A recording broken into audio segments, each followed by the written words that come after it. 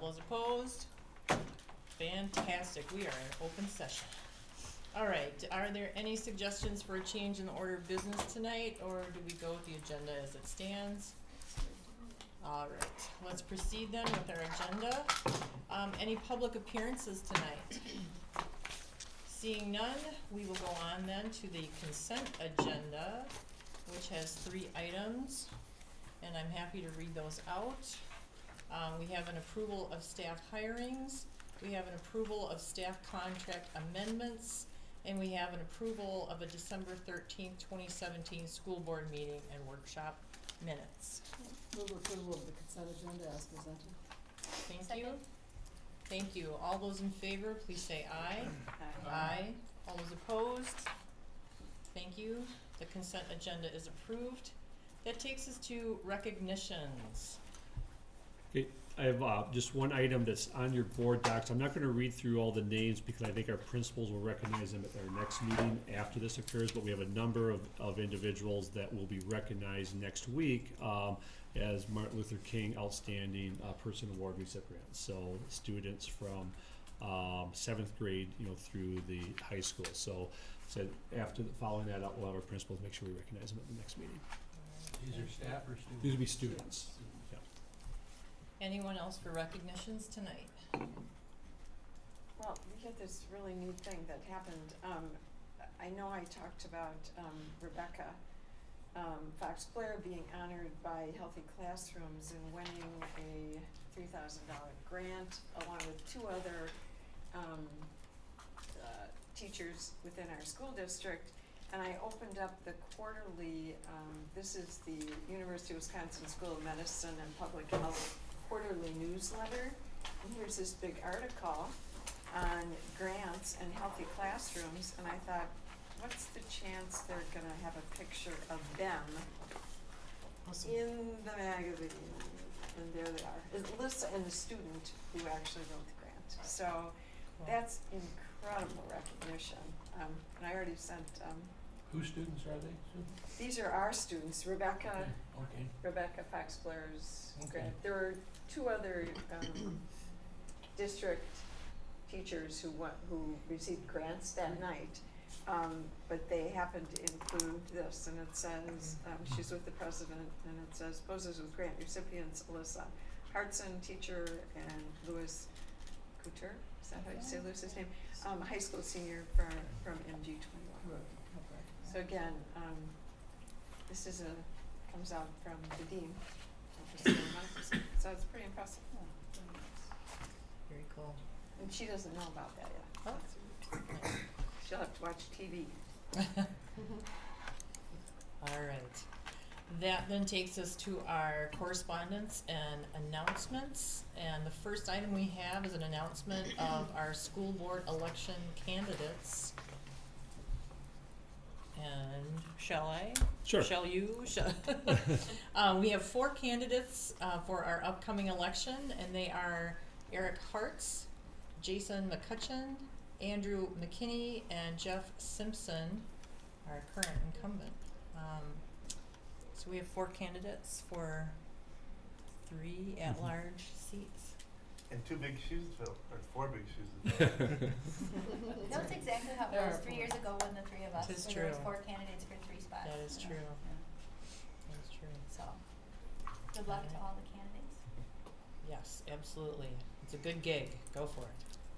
All right. And the second item on our correspondence and announcements is the infamous WASB, School Perceptions Annual Board Development Tool. And I believe everyone, please check, make sure everyone got their account number for the survey.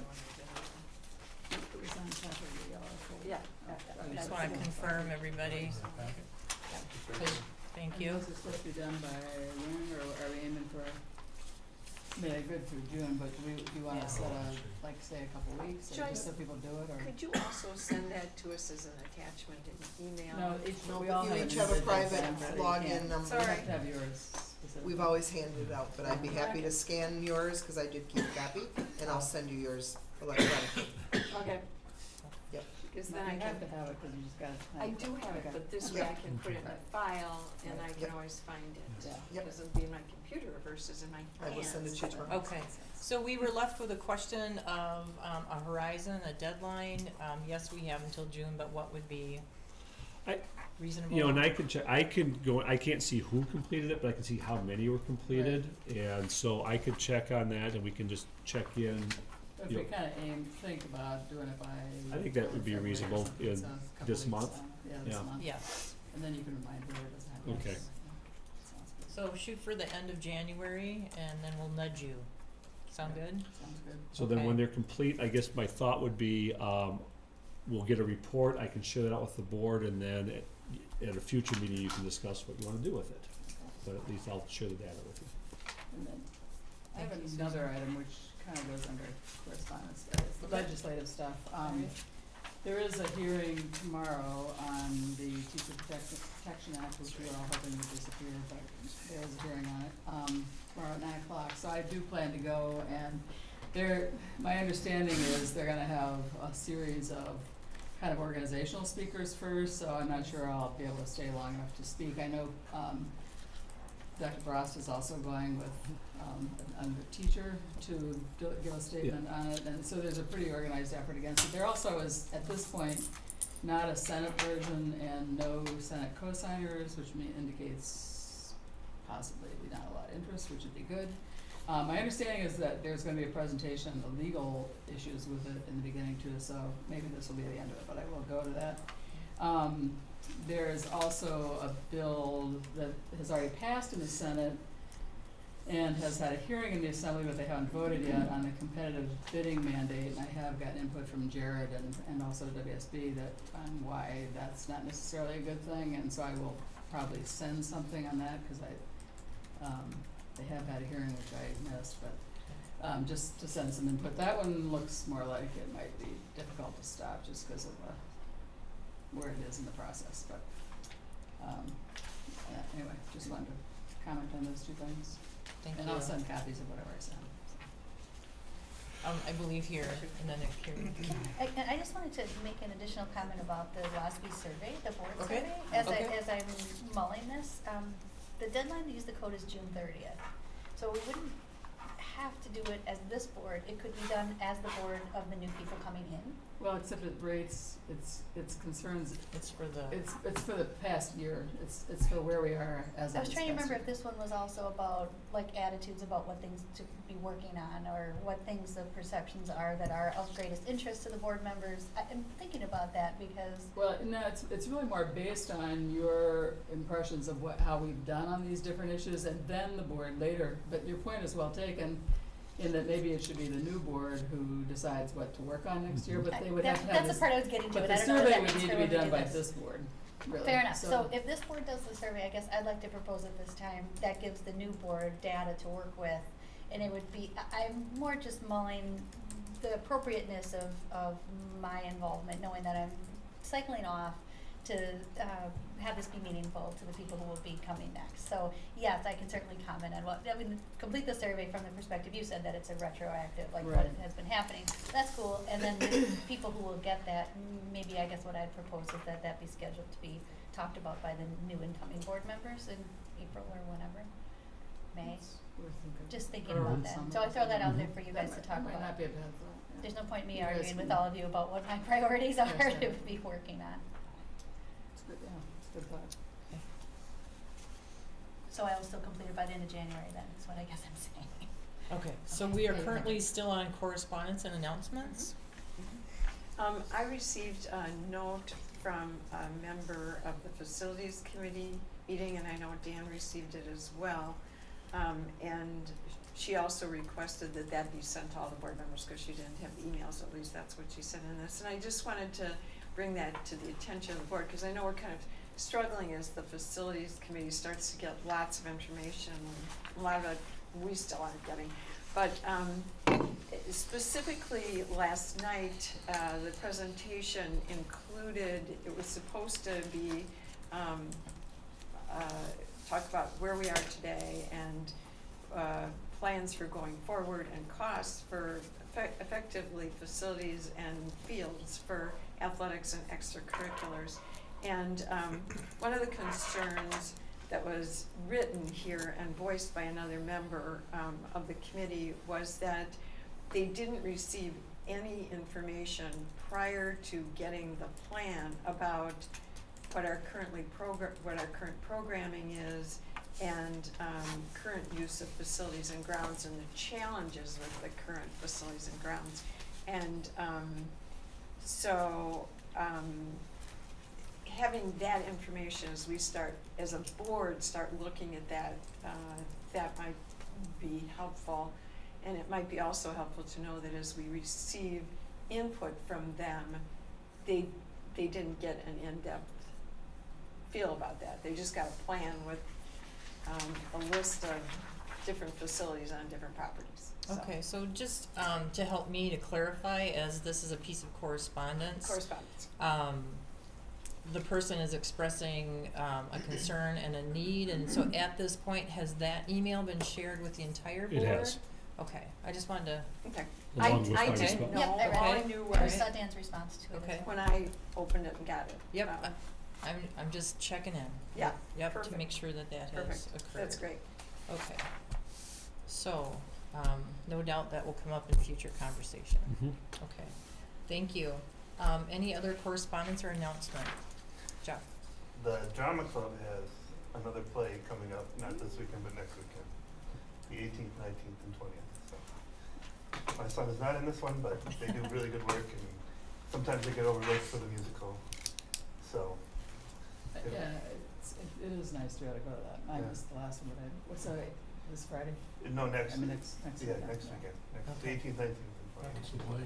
Almost Maine. Oh, yeah. So. I saw that. Okay. Anything else?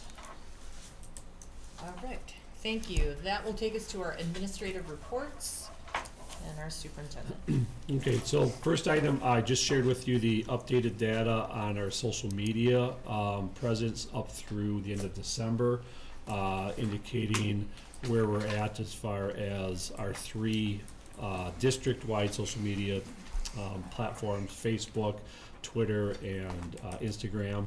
And so, again, we've talked about that as part of our community engagement, communication goals, and I'll certainly keep sharing this data as we'll get quarterly reports on this. And so I think as we get to year end, we'll kind of maybe have an opportunity for a little bit more discussion about where we're at with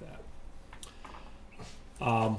And then secondly, just as an FYI, I added on the board docs just so we're clear on the update, what's going on with Facilities Advisory Committee, that at the next meeting is when the next opportunity you'll have for a report from the committee and an opportunity for dialogue in discussion with regard to the work that they've done. So that's scheduled for January 24th, our next meeting. And then the preliminary report we'll schedule for our February 14th board meeting. So the next two meetings coming up, those will be significant portions of the board agenda. Any further questions? All right, thank you. That will take us then to board reports, and Dean Bowles with personnel. Personnel, I'll summarize it pretty quickly. We've had meetings that have, well, we have the teachers' concerns about changes in the teacher handbook, and we've had a couple of meetings concerning the administrative concerns or positions on each of those items, and we'll be meeting with the teachers again shortly for meeting and conferring on each of those items. We have yet, we'll also be taking up the discussion of there are small changes, but there are changes the committee will discuss on the teacher compensation plan that have been made, and we'll also discuss those with the teachers in a meet and confer at the same time, hopefully. I think, I just have a question. So is your Yeah. next meeting a meet and confer meeting? The next personnel meeting? Yes. Okay. What date is that, Dan? I believe January 29th, is that accurate? It's a Monday? Yeah, okay. Yep. I had a couple of dates in mind. I didn't want to Yeah. shout out the wrong one. Okay. Susan, go ahead. Well, I would just, in case the board would like to, again,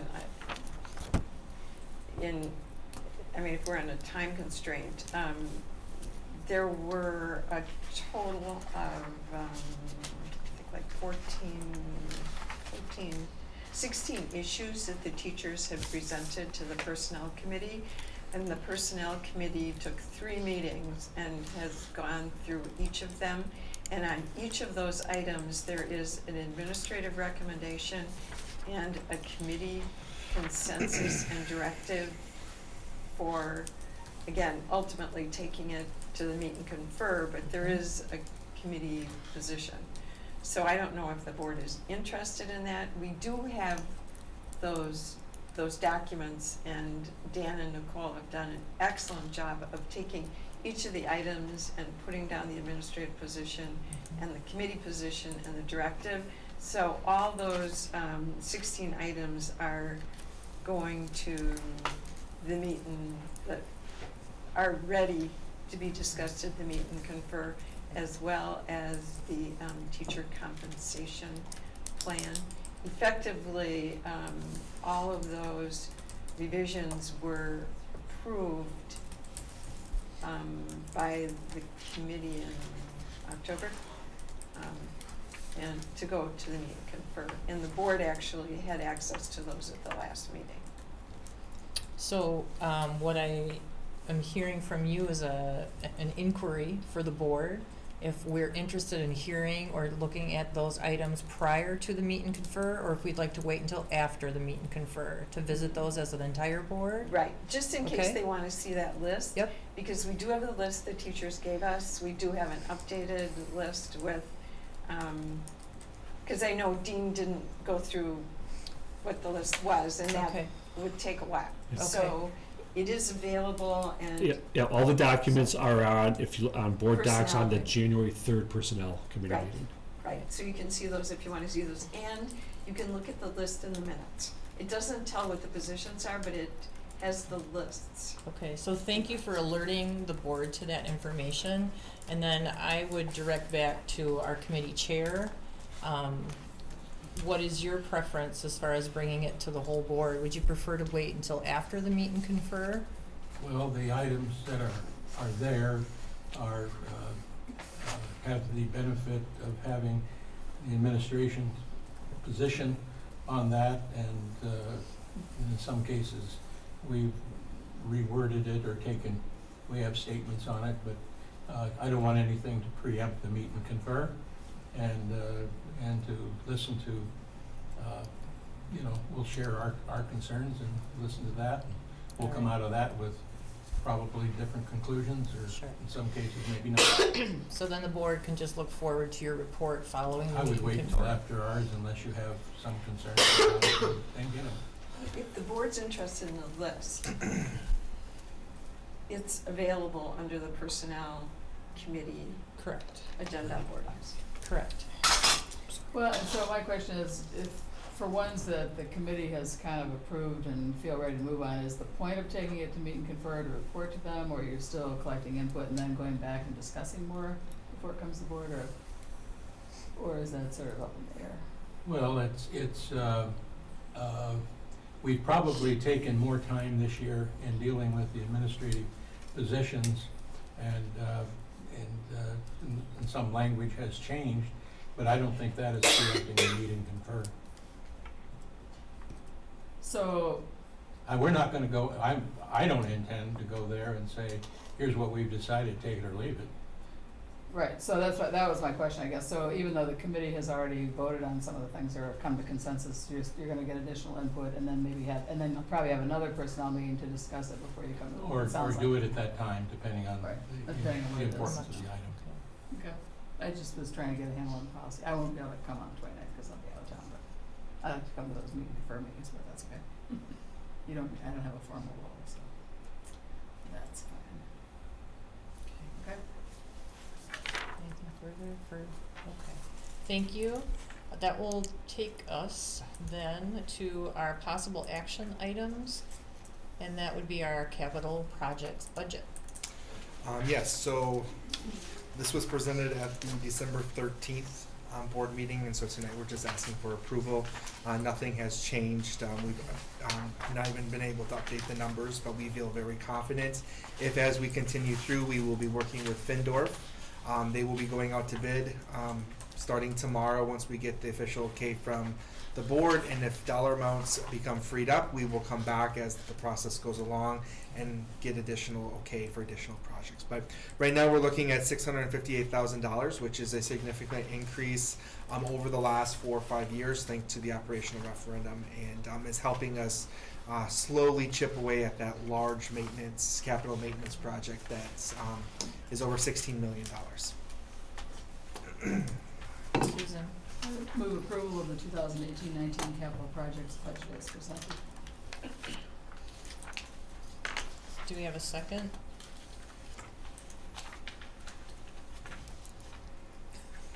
I'll second it, then, that's fine. Thank you, It's like, it can't Board just be Member us doing it Simpson. all the time. Thank you. All those in favor, please say aye. I have a Aye. All those, question. Yeah. oh, Wait, we pardon have me, discussion first. pardon me. Slow down. Discussion. Question, Jared, when we did the referendum, we talked about $500,000 being in there. Is that, I guess I'm concerned both about the capital maintenance, which has a significant backlog, but 658,000 is more than we committed to on the referendum issue, and I believe it's needed in this area, but I also don't want to put us in a box to where we're taking away our discretion on technical services or personnel and the other dimensions of that budget. So, Yep. could you tell me why you're above 500,000? Yep. That's an excellent question. So when we went to the operational referendum, we asked for approximately $500,000 in addition to what we've already been budgeting for the capital budget. So actually, we were lower to the 200,000s, and so this is actually, if you add the 500,000, would actually technically be able to budget 700,000. But we've been able to use some of that other stuff in technology. So that's why you're seeing 658. So we're technically within what we've told the public for the operational referendum. The 500,000 was additional funding to what our existing budget was. Okay. Thank you. I think additionally, you've mentioned before that the first year we couldn't even spend the whole 500,000 because the referendum passed so late. We couldn't use that year, so it's fair to look at that money rolling into this year, I Correct. think. Yep. I just wanted some kind of rationale for it, because there are some people who remember those numbers that we put out Yes. on that, and I don't know whether to say we promised at least 500,000 or 500,000. That's it. So approximately 500,000. Okay. Question. So at the end of last meeting, Peter had an idea, I forget which room it was, or which school it was, about the roof. Yes. Have you thought about that? I mean, it seemed like a decent. So we thought about that, but it'd be based on the stages of where we're at with the long-range facility. Once we have I will say, a game plan for how our facilities will work, then we can look at possibly doing that long-term borrowing just to fix the roof all at once instead of piecemealing it. So.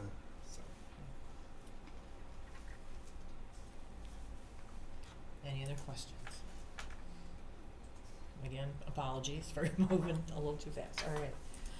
All right then. All those in favor of approving the capital projects budget, thank you, please say aye. Aye. All those opposed, nay? All right, our capital projects budget is approved. And that takes us to our discussion items. The first of which is our open enrollment recommendations. So Jared will go through the recommended, or the proposal with you, but just a little bit of background in the process we used to come up with these numbers.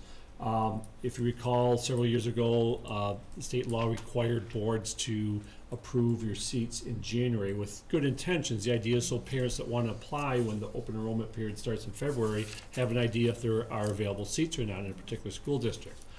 Unfortunately, that creates a real challenge for us. This is very, very early for us to try to make enrollment projections for next year. We certainly, for our upper grades, can cast forward our students, and we have historical data about how many students, may be moving into the district with our enrollment studies and so on.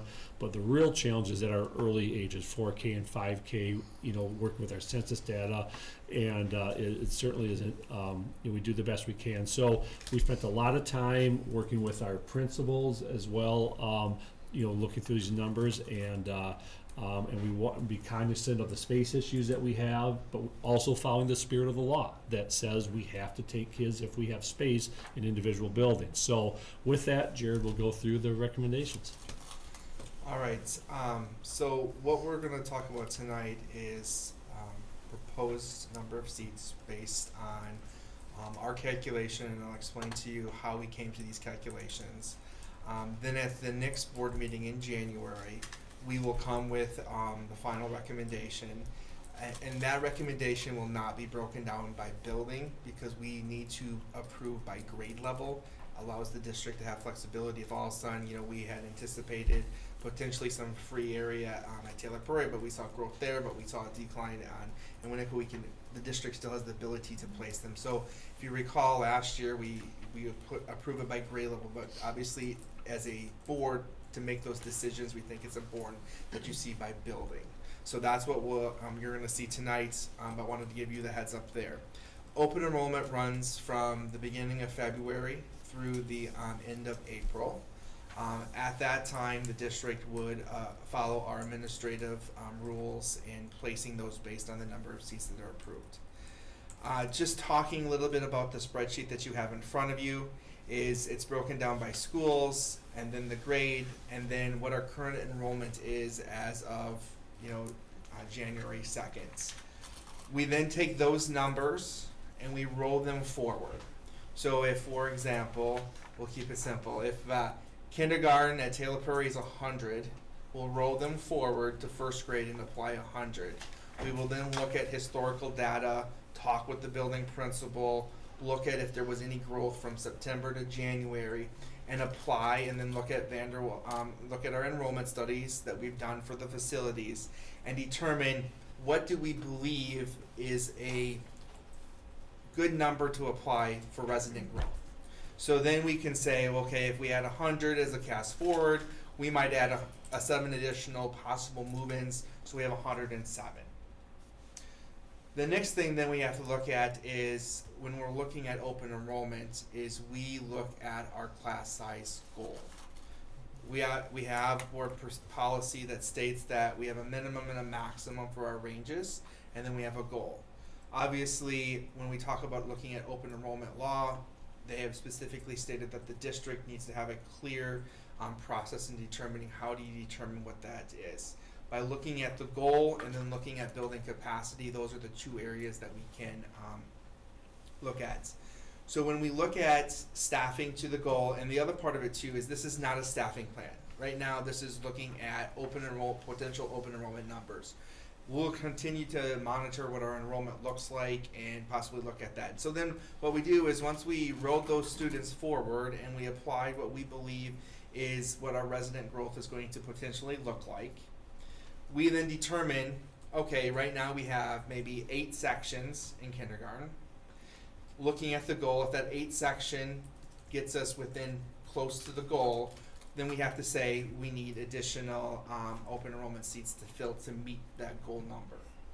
If we say, we looks like our enrollment and that grade has decreased and we should go down to 7 sections, we apply that number, and if it's over the goal, then it sort of forces us to go back to 8 sections.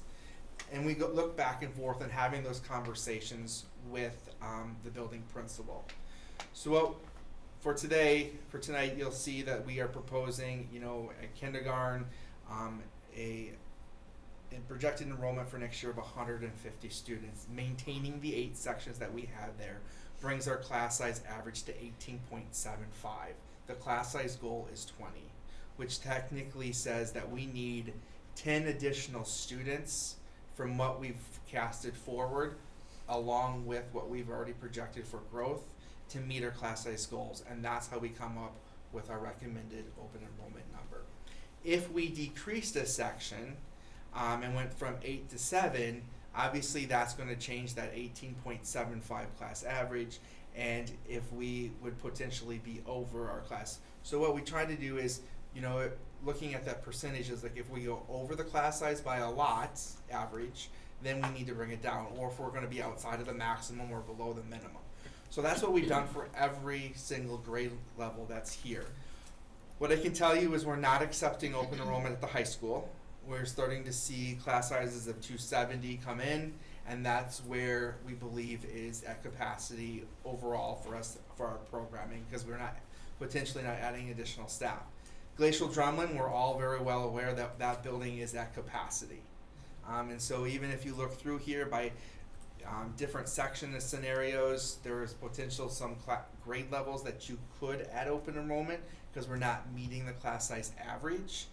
But the reason that we're making the recommendation of 0 is because there's no room in that building. So which really comes back to 4K through 5th grade at the offsites, Taylor Prairie, Cottage Grove, and Winnequa, having some smaller numbers at the different grade levels to meet our class size goals.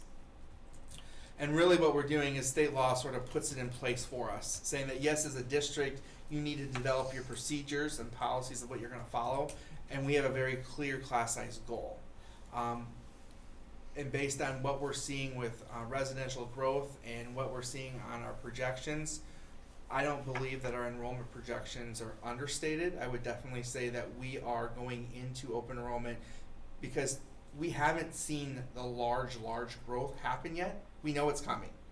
We know it. We see that on the papers, and we know that it's here, but we don't necessarily have the data to say that it's physically here quite yet, other than the reports that are out there. So we are going in and saying that, for example, we anticipate 17 new residents moving into kindergarten at Taylor Prairie. And by applying that 17 based on the kids that are currently already attending 4K, that gets us to that 150. And when you take the 150 and the 8 sections, like I said, brings us to 18.75 for the average. So in the very far right column, those are the number of new open enrollment seats. Just a reminder that our board policy states that students that are in seats as of January when we start doing this, those kids are automatically rolled over. So there are times that we'll start the school year and we'll have residents and they happen to move out. Then they fill out a tuition waiver and they stay here. Those are seats that would be additional to these, but they're already counted in the counts that we have. And we have changes throughout the entire year. Thank you. What's our change throughout the year? Like what percentage of kids move in and out about? It varies. I haven't ran that percentage. I can tell you that we've seen, I think you said 16? 16 from September to January growth. Mm-hmm. So from what we didn't count them in September, Mm-hmm. they've came to the district. They're now on our enrollment reports. So it's pretty small, and those are people moving in probably. Yes. It's not like some Madison schools where every week there's 20 new kids. Yes, 30 we new don't kids. We don't have see that. Right. Oh my God. Okay, so I've got 3 folks. I've got Right. Susan, Right. Dean, and Carrie. Who? Dean, why don't you go ahead? Basically, you've not changed your policy or procedure on open enrollment. No. On how you calculate this, because I think it's been extremely well managed to optimize the income but still maintain our class size as an instructional program. So I would say I'd say continue the policy and the practice and the good work. Yep. Thank you. Thank you. Carrie? I want to ask a potentially strange question about Glacial Drumlin. Sure. So my understanding has been that once a student is open enrolled into Monona Grove School District, we keep them. Mm-hmm. It was less clear to me if that means they open enroll in 4K, that we keep them forever through high school graduation, or if we periodically then review again at the transition points at middle school and at high school to see if we still can continue them here.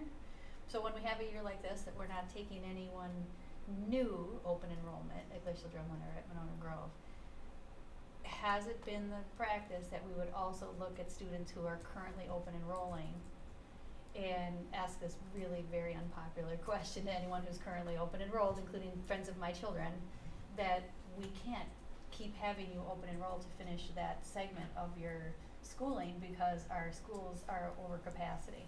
So I felt like I had to ask that tonight, even though I know I'm gonna get some blow heck from people that are like, are you trying to throw me out of the? And that's definitely And not a so- strange question. I think that's an excellent question, especially as state law allows a school district to, through board policy, to allow them to apply one other time at a transition period. Typically, that's either at middle school or high school. Currently, our board policy does not do that. So when we accept them, if they are accepted in 4K, we're taking them all the way through graduation unless they choose to leave on themselves. So right now, state law does allow school districts to do that, but that's not our policy, and that policy would have to be changed prior to entering open enrollments. I understand that part, and so that this could be like, oh, we could never get that done to make a change, honestly, because it would be so many months for the policy to be reviewed and all that stuff. I did feel like I wanted to ask it, because if we continue to have stress on that building and there are open enrollment students rolling over from one year to the next, it just seemed to me like I needed to ask the question about whether that's something this board would consider, even though it would be wildly unpopular and potentially harmful to the children who have already open enrolled here. So I just wanted to bring that up tonight as something that seems responsible to be asking, even if we didn't have the appetite for it. And curious if other people also had thoughts like that, or if that was just me. I didn't know if anyone else was interested in that as a policy question. Thank you. Go ahead. Susan, did Yep, you wanna you respond? respond. Yeah, go ahead. Respond to So, that. okay. When you look at the numbers per grade level are so small, 7, 9, 6, 4, they're combining with other open enrollment numbers. I guess I'd be really reluctant to do it at this point, because they are relatively few. We have 300 and I open think- enrolled students currently in the district, is that correct? Yeah, total, but I mean, hundreds of them. but as those are graduating, most of those are still at the high school. So as those kids, because this is the second year in a row now, we've taken none at the high school. So within 2 or 3 years, those kids are all gonna be gone out of the high school. So all you'll have coming in now are these smaller numbers. And I think to keep on what we've been doing, to me, makes the most sense, because I think it is injurious to the students to push them out at that level if we don't have to. And I think we're not at a point where we have to. I mean, if we have to wait and see what happens with the facilities issue, but they aren't such huge numbers per grade level, I guess is what I'm saying, that I feel like it creates a huge impediment anymore. I mean, and when it's those larger numbers, we were accepting 30 per freshman year at the high school, so that's significantly more than this total. Every year we were accepting that many. And we know that not all of our 4K kids stay in the district. Some of them, because of childcare or because they live in other districts, they don't necessarily all stay. So I think it's a very valid question to ask, and it's one we've kind of talked about before, but I guess my personal thought is I really wouldn't want to go there unless we really find we have to. And I don't see us being there at this point, just because of looking at the actual numbers, but it's a fair point to raise. Thank you, Susan. To add to Susan's thought is we've never done it. And the previous boards have never supported that. So if you do it now, you're taking a step we've never taken. And it was difficult because previous boards accepted virtually all open enrollment. And that's when we had the controversy about the capacity at Glacial Drumlin. Because the administration at that time felt the capacity was 1,000 and the builders said it was 850. So that created a lot of tension for the board. The thing that I just wanted to mention so that everyone's aware that we're doing this,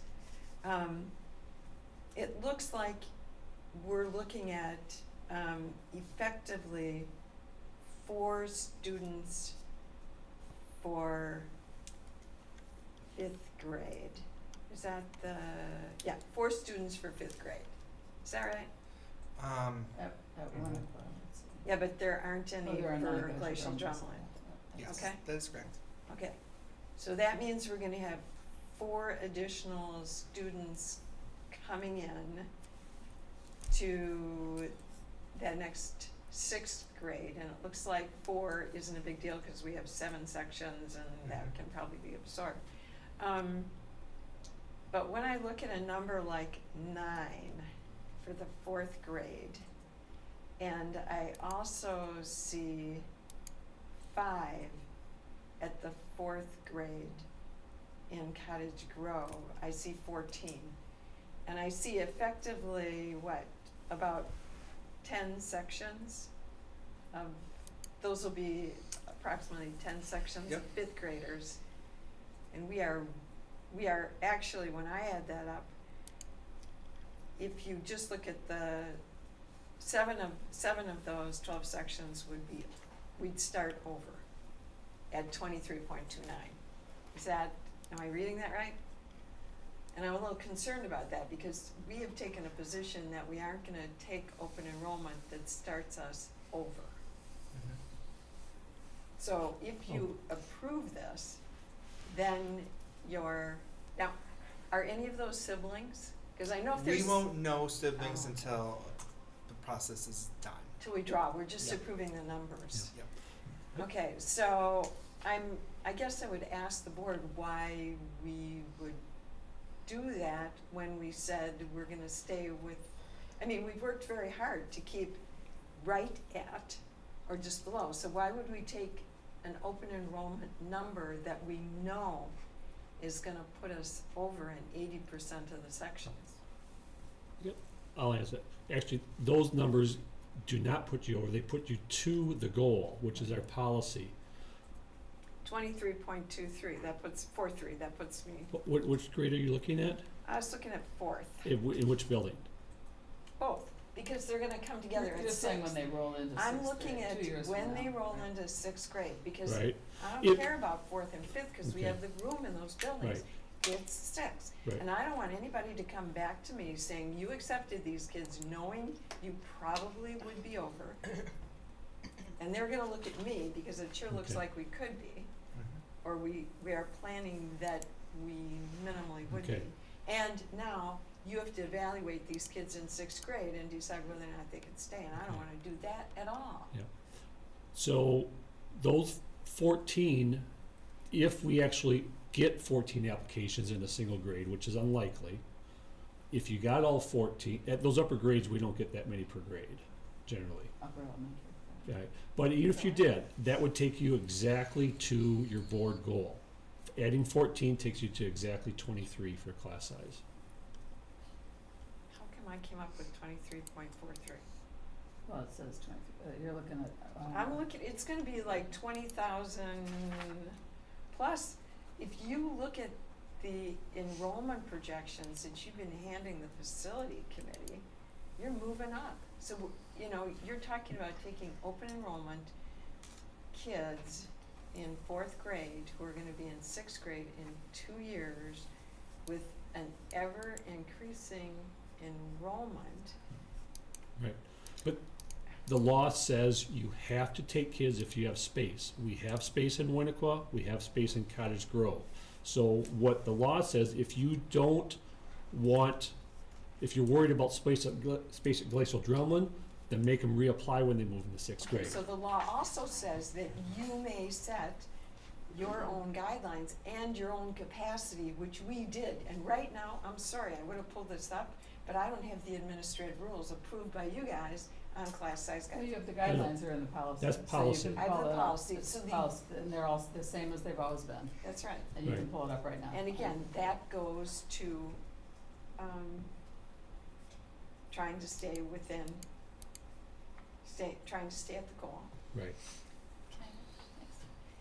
Yes, so the reason I was asking the question, and I thought it might be a little touchy, but I think that it would be responsible for this board to consider giving ourselves a check or balance lever that could be pulled if we had students that we had admitted as elementary school students, but we needed to review that at the middle school level. and not have given them an open promise at the very beginning that they could be here forever. And so I think that that would be responsible to those families to give them a heads up, because I anticipate we will get continued pressure from the community to not understand why we're rolling over open enrollment people forever through 12 years, when we could set a policy that we could pause and review that at an appropriate point. I don't mean after every grade, but what you're saying is it sounds like we have checkpoints to do that. Glacial Drumlin's unusual because technically our middle school programming starts with 6th grade, so what would feel right to a Cottage Grove family or a student who was at Cottage Grove School to have that review be before they hit the threshold of Glacial Drumlin in 5th grade or before they move from 5th grade to 6th grade within the same school? I mean, I think that we could have a thoughtful conversation about that, but I think that there should be consideration of whether our policy could be written in such a way to give us that possibility, and that students' families would be fairly warned or thoughtful, because anyone coming to this district has seen in the front page of the State Journal that we're growing, that there's a space crunch. I just think that that seems like something we could consider.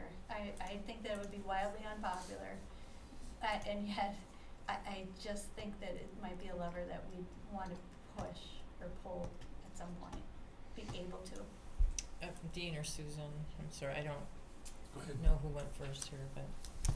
Well, I was just gonna say, we have right now 10 sections of 6th grade, so we're talking 14 additional students, assuming we get 14 and assuming they all stay. And assuming these projections are sort of on target, that's one child per section. We're still, and what the law says is if you have space, you take them, okay? So if you look at our 4th grade numbers, by taking these numbers, we're still slightly under the projected class size. I mean, we're still under our class size goal by taking this many kids. So a parent could sue us if we didn't take them in 4th grade, if you look at these numbers. So I just don't see it as a big issue, and I'm not gonna repeat what I said before about Glacial Drummond, but that's how I feel. I guess I just don't think the numbers are so significant that we have to restrict them at this point, nor that we have to change our policy and say we're gonna reevaluate at Glacial Drummond. I think we can do that down the road. That's why, again, we have a facility. I mean, we're hoping that we'll have something else going on with our 5th grade. If that doesn't happen and things change, we might have to revisit that, but I think it's premature to have that discussion right now, because I don't see these numbers as negative impacts in any way at this point. I'm sorry. No, why don't you respond, Okay. then Dean, Yeah. then Carrie. Just one quick clarification. One of the challenges that we have is a year ago, we added a section at Winnequa, which is for our current 4th graders, to bring class size down. We all agreed that was the right thing to do, but by adding that section, that brought us well below the goal. Had we not added this section, it would have been slightly above the goal. So the dilemma we have is we add the section to bring class size down, but now we're well below the goal, which then we have to take open enrollment. And so it's that, catch-22. And so we try to be very conservative on our estimates. We take the max number that we feel we can justify to leave space for possible move-ins, hoping, in fact, knowing that it'll likely be less than that, but kind of a budget for, or project for a worst-case scenario. So we're, there's a reasonable chance we'll stay below those goals, and hitting the goal is kind of the maximum that we should have. But it's a challenge of being honest, being within the spirit of the law, and yet trying to be understanding that, we want to keep those sizes down. So, but that's why we got to where we're at with these a little bit larger numbers this year in a couple of those grades. It's because we added a section a year ago. As I said in my kickoff on this, indicating that our policy and practice has seemed to work. And it doesn't mean there aren't some glitches maybe along the way, but I think if we admit students to the system, we ought not to be unadmitting them at any arbitrary point along the way. And I think that we've tended to manage this well. That doesn't mean we're not going to have a glitch in a grade level some year, or something like that. But as I said in my introductory remarks, is that we've also benefited from the income that we've had from this and still stay within class size. And some slight marginal adjustments here and there have to be made. I think they'd be made, but I would oppose having expulsions during the course of a student's tenure in our school district.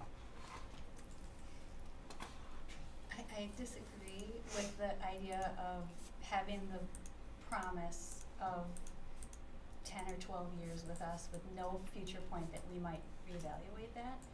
And the reason that I'm bringing this up tonight and have been stewing about it is because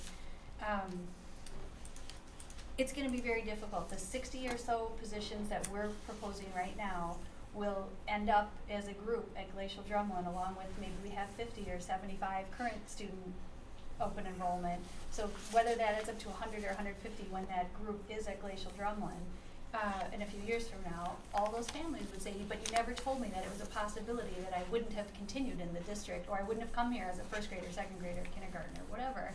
So I think we'll have a hard time in a few years with these 150 or so open enrollment students showing up at Glacial Drumlin, where the future board might want the opportunity to review that at that time and have told families our policy is to review it at that time of middle school.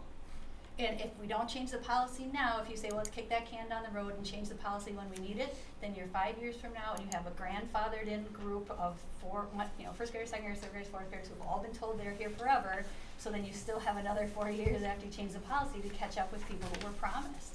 So I just was trying to be forward-looking enough so that we're not pinched in a place in the future where this group of people were promised something that we are going to very much struggle to accommodate. So thank you for letting me say that. I think if it was up to me, I would look at the policy now and think about writing it in such a way. It's not to say that we would definitely not allow them to continue, but that the board reserves the right to review that based on operational and space limitations. It'd be hard for me to justify putting a trailer on the side of Glacial Drumlin for 150 kids that were open enrolled, that were promised that we would never not let them continue. Thank you. Jeff and then So- Susan. So this Winnequa go back there, the 106 projected, that includes the 9, right? The 106? Yeah, on 4th grade Winnequa. No, the 106 is what we project outside of open enrollment. Outside of open Yep, so if you take okay. 106 and divide that out by the 5 sections, Uh-huh. that's only bringing us to 21.2 as the class size average, and we need to get to 23. So if you add the 9 on top of the 106, Uh-huh. then that's how we get to that 23. Right, Now the 106 includes rolling kids forward right, and applying what we believe is going to be a move-in right, right. number. Okay, so, well, we do have to take space, but we're not gonna get sued if we take 8 instead of 9, or 7 instead of 9, because it's gonna move it from 23 to 22.8. Right, where you have latitude is that 6, 'cause we have to have a system. When, we get an appeal to DPI, we have to say to DPI, here's our process. And so that's where our estimate, you see rolling over, we only have 100 kids right now. Mhm. So we're using 6 for moving, we know that that's high. So if you wanted to move that 9 down to 8, you use 107 instead of 106. Mhm. But you have to have a justification where you came with that number. Because my number says if everything goes according to plan, we're gonna have 276 kids next year in 4th grade total. If we get all the If move-ins everything- and all the open enrollment if the seats numbers filled. hit, Right. 262. 200, I don't know. no, you gotta add the 14, cause the 9 and the 5, you have to add, Right, Yeah, I added those. Oh, no, I didn't. Okay. right. right, so That's in, my That's concern. right, yeah. which would put it bigger than any class but our current 9th grade. Mm-hmm. That's including no more move-ins from the rest of the year or move-outs, I guess, so. So if you Yeah. put 9 of those kids into the Winnequa sections of 5, and they're at 21.20, they're all okay. But if you take those, the other 4 and put them up at the 22.29, they're over. They're at 23.29.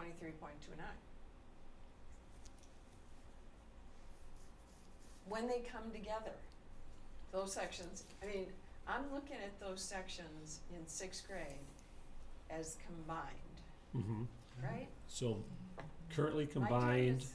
there are You can 12 totally sections. combine them if you English want to, lit but our is my board policy, so how state law states it is you look at your building capacity at the time of open enrollment. Those kids are not in GDS. Totally know those kids are going to apply, say they all come, in 2 years, they're all becoming 6th graders. But state law gives this Board of Education the ability to control that. So that's why we can't use that as a reason to deny them open enrollment this year. Because there is a mechanism that we could implement into our board policy that says that every student has to reapply entering grade 6. I have another question. If we approve these numbers tonight, we have to take up to 9 people. If 9 people apply, we have to take them all. If Yes. 50 people apply, we have to take 9. Yes. Yes. But we can relook at that later on, right, and add, but we can't subtract. Or you can always add on, but Uh-huh. you can't subtract. Okay. So I personally would not be opposed to lowering those numbers a little bit, and then with the ability to raise up later it seems to me, and I haven't looked at the enrollment stuff, but if you're gonna increase from 81 to 106, it's 25, right? You have the numbers right? 25 kids moving in. And you don't expect any more kids to move in that age level the rest of the time. It seems like you're playing the dice that, I don't know, that would be the thing to play. Because 25 is a considerable amount.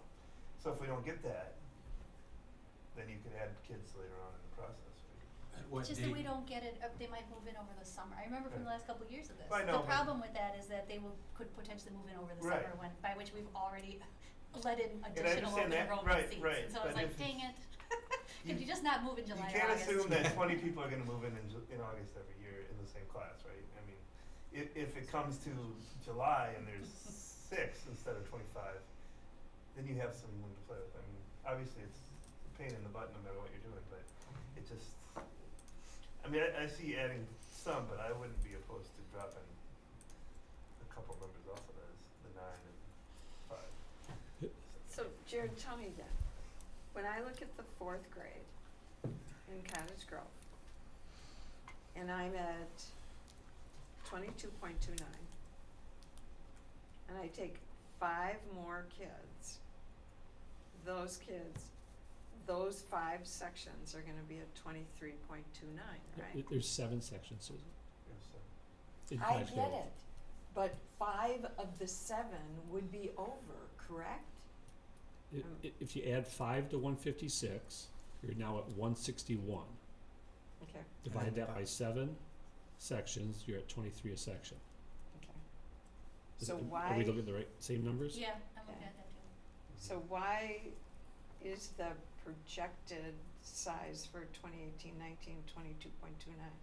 That's without any open enrollment. That's right. So if I add the 5 open enrollment kids, bring it up to. But we To wouldn't have that. to take 6 because 6 would push us over 23.0, which is Right. our board goal. So we Right. don't have to take 6, but we have to take 5. And I absolutely appreciate the math that goes into this. And I agree with what Dean said earlier. This is a masterful job that Jared has done of finding out exactly that it's 5 and not 6 and how to deal with that. So to Jeff's point about, okay, so then do we project high on move-ins to the district? Because we already know there's all these subdivisions plotted and we feel confident that suddenly in spring 2018, a whole bunch of new home starts are gonna happen or something. I just don't know exactly what that does for how big of a mess it is later than when you have to readjust your numbers based on what we actually saw and open additional open enrollment seats. Cause there was that thing that came up either last year or the year before that then we were brought to the board, like, well, we didn't have as many people move in and we didn't have as many people register either for 4K or K. And so we now have to open these additional open enrollment seats. And is that messier if you're opening 20 additional open enrollment seats, because that's what our or whatever it would be, 14 or 15, as opposed to 2 or 3 more. And so the process of it, So really, on the side of coming back in July or June, typically it's July, because by the time we offer all of our letters and they do this whole waiting list concept, it's July. You just potentially are not going to get those individuals that if you offered the open enrollment spots, they might not come. I mean, so negatively wise, like when we are looking at, we might have, classes next year that instead of it being 8 sections, it could technically have been down 7 sections. But when we talk about the budgets, we're only getting money for the kids that are here. So you might have had definitely support having lower class sizes. But if you have a class size goal of 20 and the kids don't show up and that class size now is down to 17, during this process, you could have possibly had to lay off a teacher, which would have then freed up expenditures because you're not getting that revenue.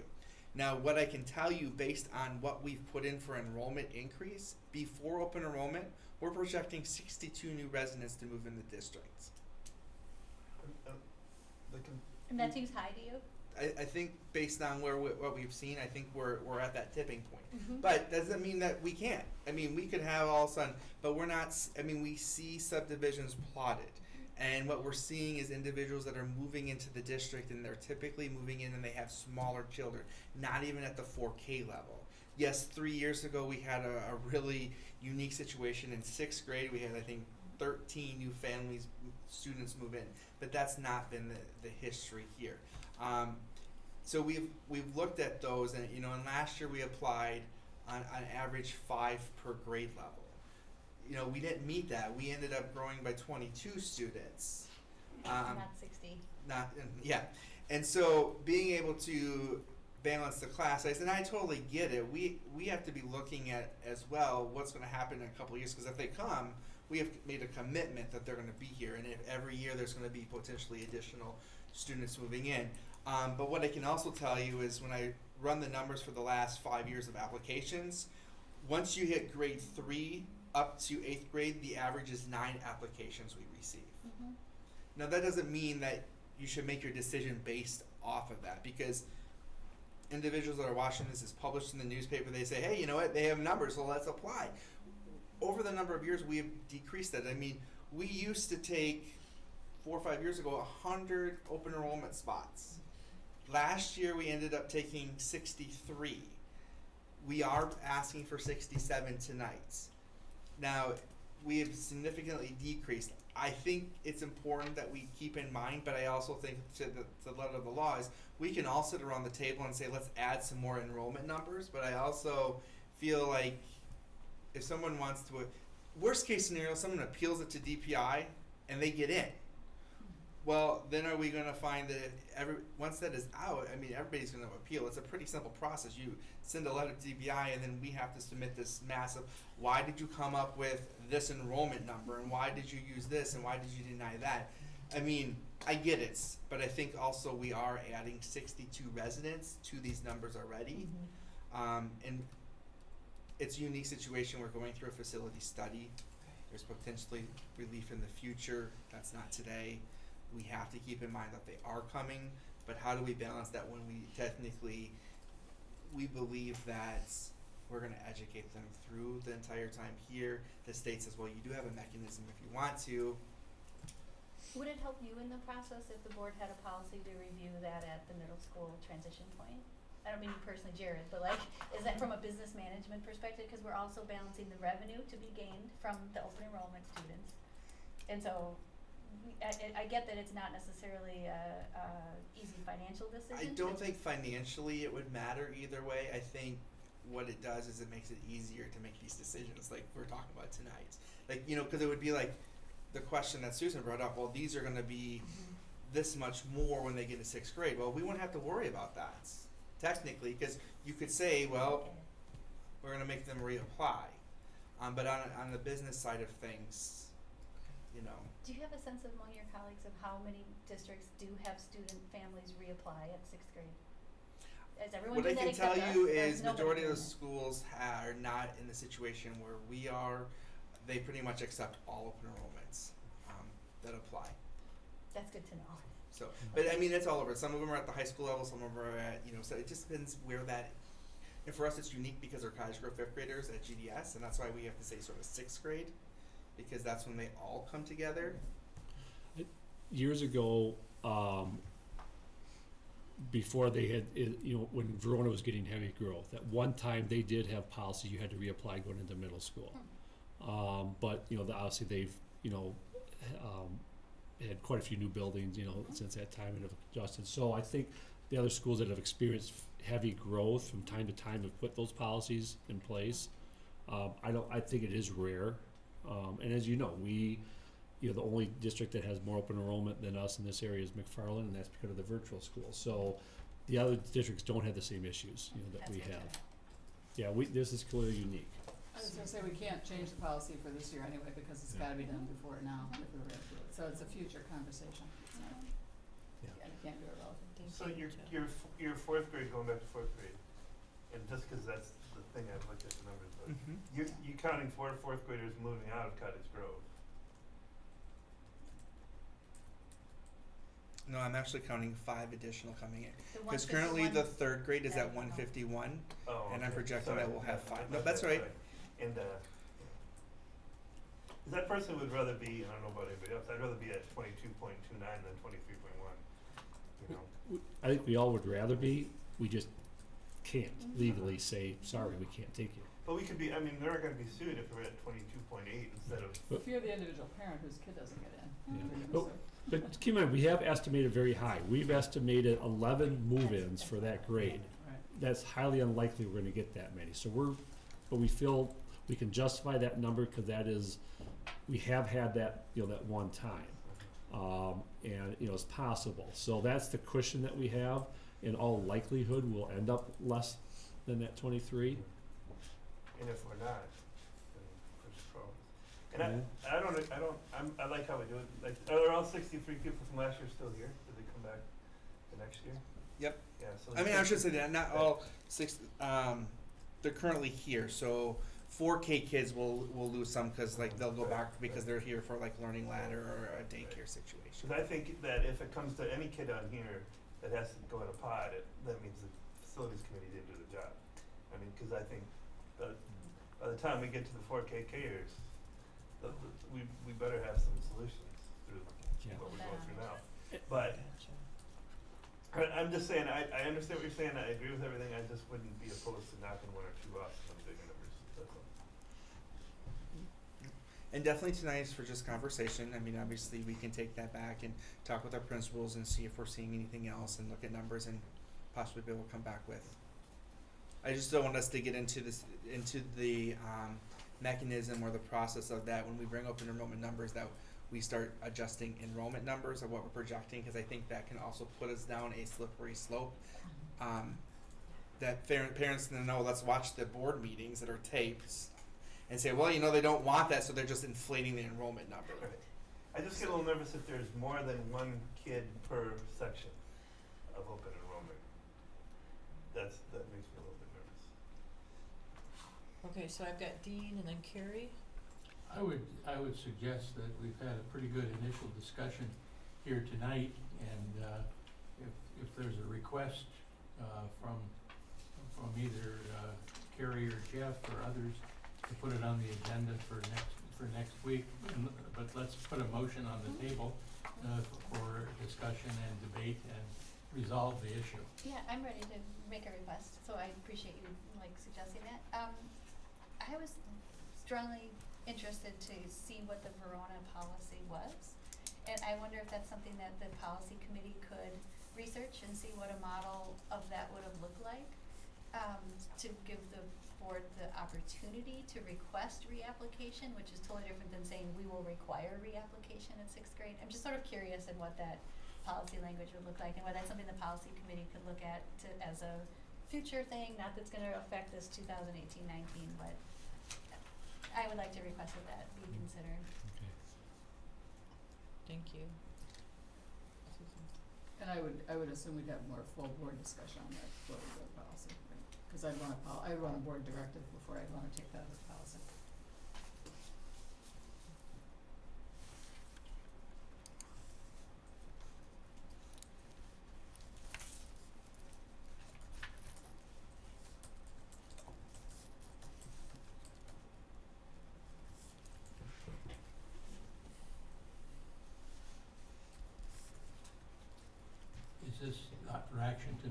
Correct. For information. It'll be on for action at the next meeting. I'm just taking a quick note here.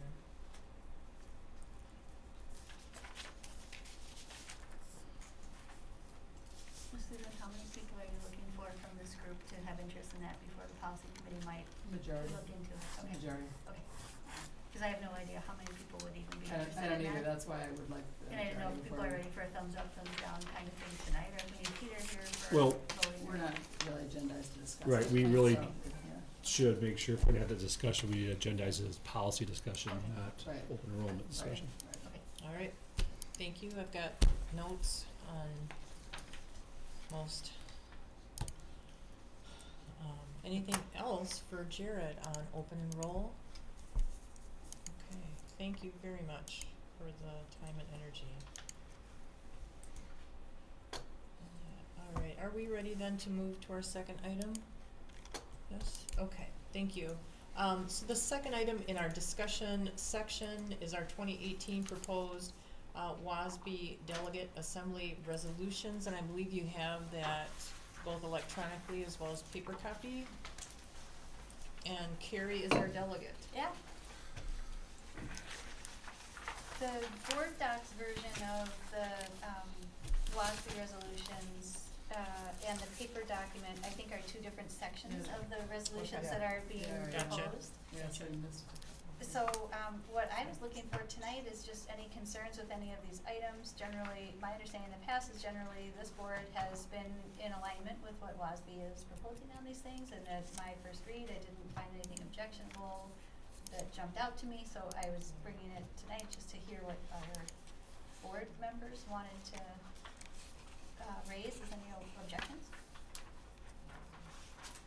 if any.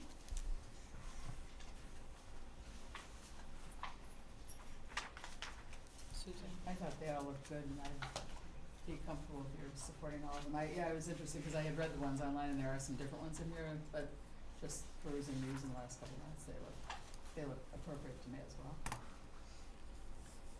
They all seem to be relatively reasonable to me. I came here tonight with supporting as they stand. Talking about WASB boils it down to a resolution that you can get all the school districts in the state to vote for it, that you don't have, you're somewhere between pablum and oatmeal, most of them. We'll get some conversation about these. I'm sure. Yeah. I'm sure. Okay, cool. So then I'll represent us at the WASB convention next week.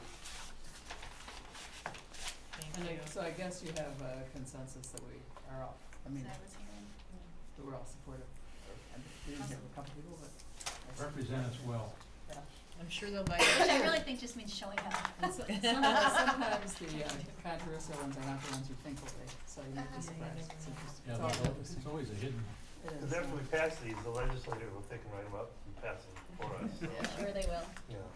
So I had a question, and that was, I believe historically, when people come back from convention, folks typically take a few minutes to report on the sections that they attend. So I'm wondering if we want to repeat that, and if that would be appropriate at our January 24th, or if we'd like to hold that until the early February meeting. So I was just looking for some feedback from the board. Yes. It used to say in policy, it used to require that we do that, and that is no longer in policy, so my suggestion would be if people, rather than hear a litany of everything that everybody went to, which is what we used to do, that's part of why we took it out of policy. Sure. If there are some sections, I'd be interested in hearing about sections that people found particularly compelling, maybe, at the next, I think at the next meeting is good, cause it's fresh in your mind, that's just my thought. Next meeting afterward. Right, Yeah. I mean, I always like to hear about ones that people are excited about, but I don't need to hear all. So more of a highlights, Yeah, kinda, that's just my Yeah. thought. I maybe don't know. even relevant to current work or strategic plan or. Right, yeah, Okay. yeah, or things we think we should be thinking about, yeah. Yep. And again, I think that's right on point, because, there are a couple on mental health training, and, if you go to that, you're gonna ask the question, are we currently doing that? If we aren't, why aren't we doing that? I mean, it's nice to come in with the takeaway versus review the whole 64 page PowerPoint. I think it's very important we get a report on the Umbach guy. The guy from Hanson. Oh, On what? Umbach guy? Mbop. Umbach. The guy from Hanson that has he was an 80s one-hit wonder guy. I And have no idea he's what giving a that- keynote. Oh, Uh-huh, the keynote. I'm feeling it. We could maybe play a There little you go. video Sing a during this little for meeting. us. Kind of a smaller like a group rock of star. stuff. All right, thank you for the feedback. We'll see what happens with the Mbop. Thank you, I appreciate your comments on it. Okay, and, yes, Can I ask one of, and Joyce, I'm sorry, I just haven't looked at the schedule I'll yet. talk after the board meeting about that. Do we have a, I'll talk about Because we're that not board really, after the we're board not really meeting. agendized for And, that. and Yep. we need, the policy people to stay here for a minute after we adjourn. After we Thank- adjourn, Susan, I'll address that with you. As Jeff, Susan, and me. talked to policy Dan will be about it. staying, all right, thank you. And that takes us to our future meetings, and one more time, we have a very fortified list of meetings coming up through the end of January and into early February. Once again, check those calendars, please. And if we're good, we're good. Anything else for tonight? All right, then we need a motion to adjourn. I'd like to move to adjourn at 8:23. I'll second it. All those in favor, please say aye. Aye. Aye. And we are adjourned for the evening. Thank you so much.